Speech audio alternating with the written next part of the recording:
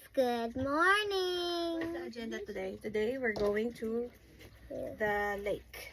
Yeah. Yeah. So, we just woke up.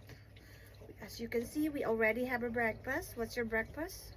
Croissant. Croissant. You have your apple juice though. You did not drink it. So, here we go. We're in our camper van. And Tatay is getting ready. And Abo is drinking water. So, if you can hear noise, that's Abo. And did he already poop, Nina? Nope. Okay, then he needs to poop. He doesn't want to. So, oh. I need that to look at my hair all standing. All my hair needs to stand up. So I need to retract this part. Huh? Need to retract this. Yes, wait a second, Daddy. So, paliliitin na ni Tatay ang Can I do aming ano. something Wait a fun? second, my love. Girl, his hair is like...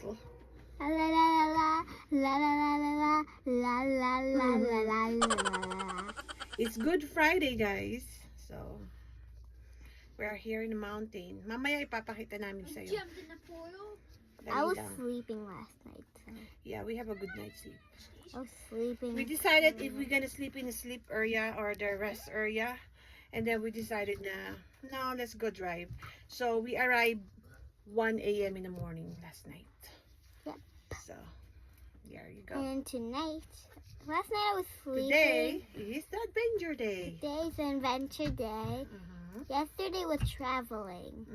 You know, pag ganito, ang dami mo kailangan i-prepare. You have to check everything's working.